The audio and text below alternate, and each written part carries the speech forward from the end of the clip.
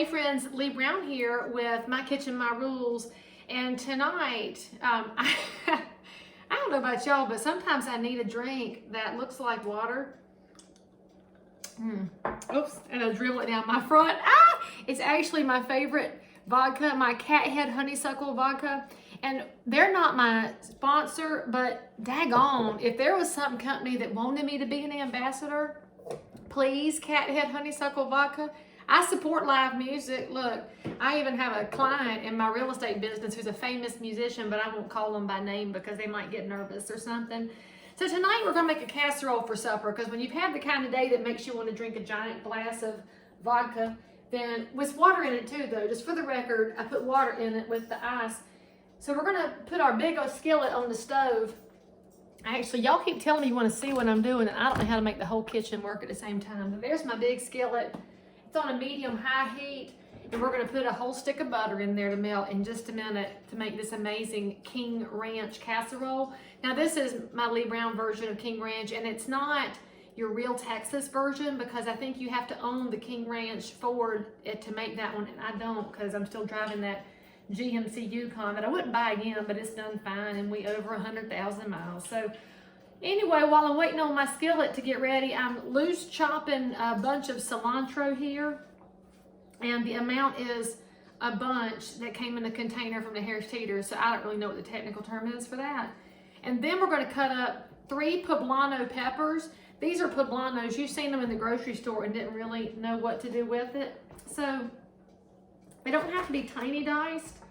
And I'm trying not to touch my face while I mess with peppers because I'm also going to cut up 1 jalapeno.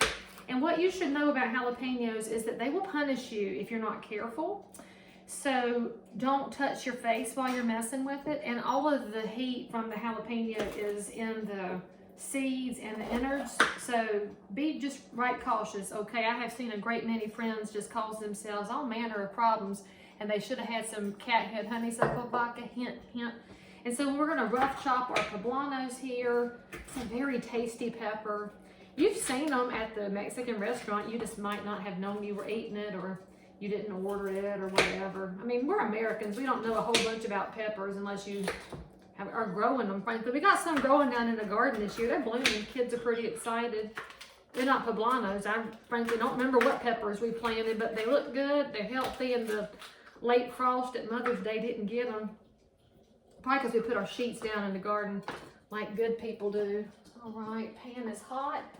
We're putting in a whole stick of butter, okay? So if you can't stomach making a supper that has a whole stick of butter in it, then why are you watching my channel? I mean, come on, people. This is not about anything more than just home eating. And home eating doesn't have to be super healthy, but I tell you this, I have noticed that since we have been eating at home during the coronavirus time, everybody in this house has gotten a little bit trimmer. I imagine it's because, frankly, we have been eating out too much. I don't know about y'all, and it's probably my fault because I traveled a bunch before this thing shut me down, and I would leave some casseroles behind for the family. I like to do meal prep, and I'll teach y'all some of that when the traveling season picks back up.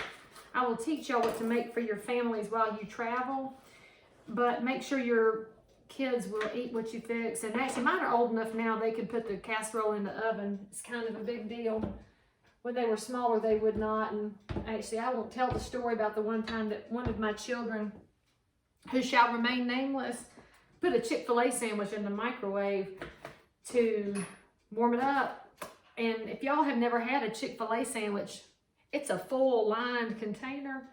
And the child who put it in the microwave did not realize that it was full line till it caught fire, and I heard, "Mama, Mama, help, the kitchen's on fire." And I went running in there, and she wasn't messing with jalapenos. So I do think it's funny that my story comes up while I'm getting the sketchy seeds out of my jalapeno here, because I don't want it to be so hot my mama can't eat it. She doesn't like spicy food. But anyway, this child told me that the kitchen was on fire, and I went in there, and sure as the world, that Chick-fil-A container had caught fire. And I had a good laugh, frankly, at my child's expense, which is a job of a parent, y'all. You should totally laugh at your children's expense, because that's how they learn to laugh at themselves. And it did take a while before this child would eat a Chick-fil-A sandwich, because Frankly, she was kind of afraid of catching the kitchen on fire again, but now she's turned out to be a pretty decent cook and can make supper without any help at all. So that's a big win for a mama when your child can fix supper for the whole family. Now we're continuing to wait on this butter to melt down here. It takes a minute when it's a whole stick. That's why I'm talking and chopping at the same time. And I guess y'all can't see because of all my stuff on the countertop. Let me move my things out the way here. I mean, frankly, but you should know what chopping looks like. It's a knife and food. And Kip Fitzgerald, you still haven't shown me how to do good knife skills, friend. You promised. But I reckon if we were in DC right now, instead of having our meetings on the interwebs, you would have shown me already because you're good like that. Maybe that's what we could do next time we go to Washington, DC. We can go to a restaurant and the chef will turn over the kitchen to us. And you can teach me how to use my knife correctly because I'm not Gordon Ramsay. And don't y'all tell him, because I would probably get judged pretty harshly on his television program. He cusses more than I do, so don't y'all tell me I cuss. I'm doing good in my cooking show though, since I have some wholesome friends who look at it. All right, now as soon as our butter gets melted, we're gonna put some onion in over there. And you want about an onion's worth of onion. Well, I mean, so you a whole onion, I guess I could have just said. You want a whole onion. And then in a perfect world, you would have a diced up red pepper to put in there. But today, this is not a perfect world. And I found a container of Mirepoix in the refrigerator. So that is what, friends, we are having instead of just an onion and some red pepper. We're just gonna toss in a whole container of Mirepoix. And why do I do that? Because it's my kitchen, my rules, and I get to do what I wanna do. And frankly, that's one of the joys of cooking, y'all. Those of y'all that don't cook a lot, you kind of miss out on the joy of it because unless you're baking, you can make a lot of fun things happen in your kitchen. But I will tell you, if you're trying to bake, you legit should follow the instructions because that's like actual chemistry. All right, now see, this is what Mirepoix is for those of y'all that don't know. It is chopped carrots, onion, and celery. And your kitchen's gonna smell like Thanksgiving, which is fine when you're making a Mexican Tex-Mex casserole, I guess, you know, because they have, you know, Mexican Christmas, Thanksgiving too. I don't know, but anyway, we're gonna cook that for a few minutes until our onions are translucent. That's almost always a rule in life. When the onions are translucent, things are good. And then we'll add in some spices. So, since we're gonna have a wee tiny bit of a break here between the chopping and the cooking of the Mirepoix, I'll be right back after this regularly scheduled break with no sponsors until somebody's willing to sponsor me. I'm available. Okay, now that our onions are about halfway there, we're gonna take all of our chopped poblano peppers, and they don't have to be tiny. I like a rough chop. You can obviously make it the size that you want, but I did the jalapenos a lot smaller. Well, they're buried up in here with the poblanos. Anyway, it's in there. They're all green. These are green things, which are good for you. So toss those into your skillet where you're cooking. Oh God, this smells good, y'all. Where you've got your onions going in a normal world. You'd also have your red peppers. And we're gonna stir all that in with all this melted butter. And this is gonna need to cook for probably, I don't know, 6 or 7 minutes. Get your pepper softened up a little bit. Although it depends on how much crunch you like. Because frankly, you could eat a pepper right out the garden if you want to. So what we put in there is the 3 poblano peppers and the jalapeno. And as soon as it has cooked a little bit softer, we're going to add our spice mix, which will be your next step when you see me in 2 shakes of a lamb's tail. It's with some spices. And if you want to prepare in advance, you need garlic, you need chili powder. Oh, you're over here. Kosher salt and black pepper. Cumin, if you have it and if you like it. Cumin is one of those things that you may or may not like. I would like it, but I ran out, and so we're going to do without this evening.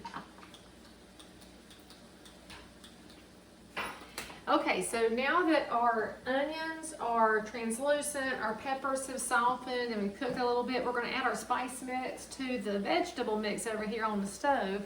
Let me fix my camera. Look, I'm still a work in progress like many of y'all are. So I'll use about a teaspoon of kosher salt. If you're a fan of my cooking show, you know I like kosher salt the best. And so that's about yay much. That's probably a little less actually because there's a whole heck ton of flavor with that jalapeno, so you don't want to overdo. And then you're going to do some pepper. And for me, that's about, I don't know, 5 or 6 squirts of it. normal person, that's going to be a teaspoon to a teaspoon, depending on how much you like pepper. Because see, you got to make your own mind up, people. And I didn't have any fresh garlic because I didn't. And so we're going to have minced garlic this evening, which the dried minced garlic will do the job. But you should probably check the dates on your garlic, because some of y'all have some garlic that goes back to the Nixon administration and won't have any flavor left if you do that. So we've got our garlic, our salt, need some chili powder too. So probably like a teaspoon's worth of this, or 1, 2, 3, 4, 5, 6. Spank it real good. I can always tell how much chili powder I have used by how it smells. And I like ancho chili, and we're going to actually put a couple more bits in there because that was not enough. All right, now that that's cooking down, give that about a minute to let your spice mix in with your vegetables. It's so pretty, y'all. Look, I got to show you. See how pretty that mix is? I mean, it's just so healthy looking. Don't think about that stick of butter that's in there. Okay, so while that's preparing, you should cut your oven on to 375. I know, right? We're living on the edge. It's not a 350 recipe. We're at 375. And get your 9x13 out, because you knew I was going to ask you to get your 9x13 out. And we're going to get some cooking spray and get it ready to roll while our vegetables are over there percolating and simmering. Get that done real good. Save you a little bit of aggravation later. All right, there's our pan. Now, you need to get out your flour. And y'all know what kind I use, right? White lily. In fact, my friend Lisa in Connecticut has bought some white lily from the interwebs because she was so intrigued by the fact that it's that much better than other flour.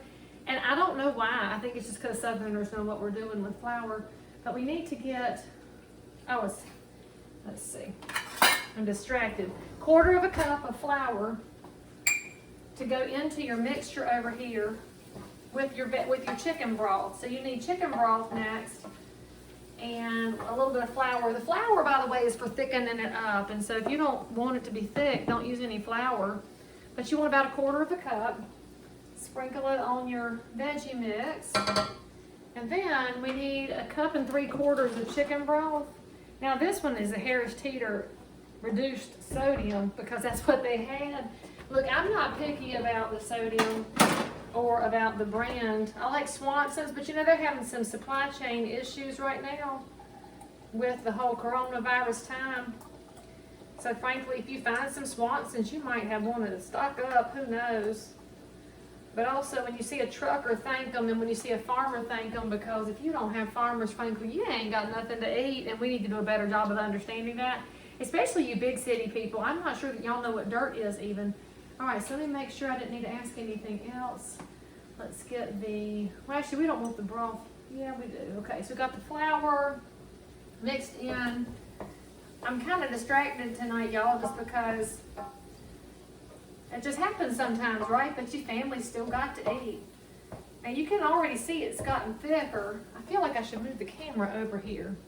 This is probably gonna make y'all seasick this whole episode because I keep dragging the camera around. All right, so there we go. So there's our flour mixture mixed in. And then start pouring this in. And mix it in. Good. And we're gonna move the heat down to simmer while we get ready for our next step. All right, so now we have something that looks like a vegetable soup, and some of y'all might eat that just exactly how it is, and that will be fine too. So let me get my broth container back over here. And now while you're listening to me, let's get that. Actually, I don't want that to simmer. I lied. Let's take it to a boil because it's not going to do what I want with that flour unless it boils. So see, change your mind there. That's what you get to do in the kitchen. And then we're going to add a can of Rotel.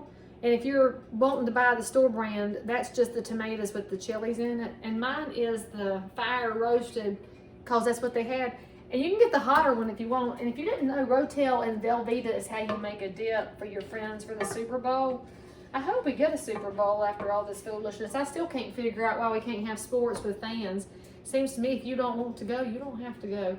We're kind of throwing things, craziness here these days. And then we're also, in addition to that Rotel, you need some sour cream, and you need as much as you want. So you might be wanting a cup or 2 cups. Frankly, I could probably eat sour cream right directly out of the container because it's one of the beautiful things created in the world. And I have about a half a container here of what I hadn't used in another recipe. So that's how much we're going to use tonight. I guess if you were a measuring type person, that'd be about 1.5 cups. So let's get this concoction to a boil. Then we're going to add the Rotel and the sour cream. And now while we're doing that, we are going to get our meat together because you need some protein in your life, friends. Soy doesn't count. That's actually really bad for you. Y'all need to be paying attention to what you put in your bodies. Soy is of the devil, and it's kind of a mess for our boys. So pay attention to what you're feeding your kids. And if you're wondering why my hands are weird, I have Raynaud's syndrome, so you can see that I no longer have any blood in my fingers, and so I'm managing. And if you have that strange syndrome, you know what I'm dealing with. It's weird as all get out. So the meat we're using tonight, we could put turkey in, we could use chicken. Tonight we're using turkey because for Mother's Day, I made a big giant turkey with the help of my husband and fed my mother. We had Mother's Giving, frankly, because we could, and I wanted to have some leftover turkey to mess with because you really can't go wrong. And I will tell you though, a 24-pound bird is big as all get out and does not cook as you want it to. But it was so tasty because we brined it, which makes it moist and helps it thaw out quicker, because the man at the Publix was trying desperately to figure out why we wanted a turkey in May, and he did not understand having Mother's Giving, but he also wasn't thinking about having enough leftovers to play with for an entire week. And how about that for some good dark meat, right? Dark meat is a gift from the Lord. So let's chop that up, and you need as much chicken as you want, so, or turkey, whichever white meat you're using. You could even use pork. I don't think I'd put ground beef in this, but pork would be good too. If you had some leftover pork tenderloin, some pork chops off the bone, any of your lean meats would be fine. But you need like 5 cups worth, so that's going to be a fair amount. Instead of however much you want. Oh, we're boiling. Good, good, good. And it has thickened up nicely. Y'all can't see it. I need a camera crew. Somebody will have to hook me up with a camera crew. So that has thickened up. Let's throw in our Rotel, which is wonderful. And by the way, if you don't like the spices from Rotel, you can just use diced tomatoes. It's a 10-ounce can that we're using. And again, if you want more red in your dish, you could get a bigger container of tomatoes or Rotel. I'm not going to care what's happening in your kitchen. And then let's take out all that sour cream. Ooh, that looks good though. Okay. And stir that in. Now we're going to move it down to a simmer. And actually, we might even take it off the heat altogether because that sour cream, we don't want to ruin it. Just take that off the heat. Drag it across the stove. And hey, Cora, come get my camera and move it closer so people can see what I'm fixing. You won't see my beautiful daughter, but she'll help me with the camera work because she's frankly horrified by her mother on occasion. Look, do you see how nice that looks? It looks like a real good dip, actually. You can get you some tortillas and dip in there. So now I'm gonna step off camera and get the next step over here. And actually, what we want to do is combine put our cilantro in. So that bunch of cilantro I had, sprinkle that in here nicely. And then we're gonna add in, because it's hard to beat the flavor of fresh herbs, y'all, it just is. And then I'm gonna finish chopping my turkey and I'll be right back. Okay, I'm back. We have chopped up the chicken, so you have about this, or turkey. I keep saying chicken. It would normally be chicken, but tonight it's turkey because that's what I have. So it's about 2 pounds worth. And again, I did a rough chop because it doesn't have to be super fine. But, you know, if you don't have teeth, I mean, just chop it up however you need it to. I guess you could even puree it. This would still be good pureed, I'm pretty sure. So now we have this kicking mixture here of our vegetables with our cream and our tomatoes and our turkey. And now we're going to take that 9x13 dish that I've already sprayed down, and this is about to become an amazing casserole.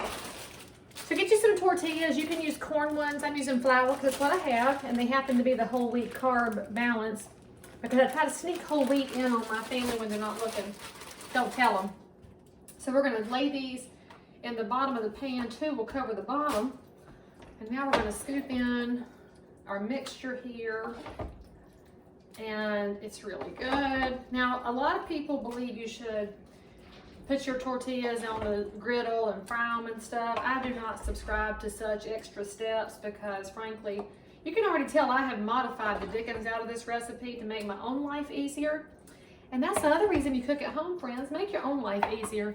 And now we need cheese because you always need cheese. I'm using a cheddar jack mix tonight because, again, it's what's in the refrigerator. And actually, legit, the recipe calls for cheddar and Monterey Jack. And I've also got Colby Jack, so we'll mix some of that in too. Put a layer of cheese across the top of your chicken mix. Then we are going to put another couple of tortillas on top. It's kind of like lasagna, I guess. It's your Tex-Mex lasagna-ish thing here. We're gonna layer this on some more. Our oven just beeped at 375. And then as soon as I get the mixture in here and cheesed up, I gotta get one more bag of cheese. It's basically 2 bags of that store-bought cheese that you can buy. And we're gonna use it all up because cheese has calcium, friends, and that is good for your bone density. See, this is all about finding reasons to eat what you want to eat. Oh, snap, this is so good. Even modified, every way I modify this one, it's really good. You can take this one to your family reunion or your church homecoming, or take it to your office potluck. I imagine we'll have potlucks again. At least in the South we will. I don't know if you Yankees will have potlucks again or if y'all will be nervous. People on the West Coast, I imagine they all want to move this way because they want to live a happy life. All right, so let's get all of our, don't leave anything behind. Put in another layer of cheese on it. Lots and lots of cheese. I'm actually using more than the recipe calls for, which I know is probably shocking to you because it's my kitchen, my rules, and we're going to use cheese. And then the last layer would be a couple more tortillas. Again, it's like your top layer of lasagna noodles. And we're sneaking some wheat in there. And then we'll put some last little bit of cheese on the top. And I use the thick slices, frankly, because I think it's prettier when it melts. All right. Now, look at that pretty finished product. That's a hefty, good-looking casserole. So now we're going to have to get it in the oven. I know y'all love it when I go off camera, but that's how it is. Let's get some tin foil. When we get our tin foil out, remember the trick, if you were paying attention and you learned this once upon a time, dun dun dun. We'll get our cooking spray out. And if you spray your tin foil, it will come out without taking all the cheese with it because the top layer is cheese. Thank you, camera crew. Luckily, I have a family. So now we're going to take that and put it in the oven, and it's going to bake in here for 20 minutes, okay? So you don't have to bake it all night. It's a pretty fast one since pretty much everything's cooked. And we'll be back in 20 minutes, and you will see something that you fix and have for supper too. All right, you ready for the big reveal? See, I know you guys, this is your favorite part of any episode of My Kitchen, My Rules. And so now, I forgot to tell y'all, after 20 minutes cover, pull that tin foil off and give it just a couple of minutes uncovered so you can get this. And then you're gonna have one super happy and maybe fat family, but you're gonna eat right, exercise, and die anyway. And subscribe, and I'll see you next time.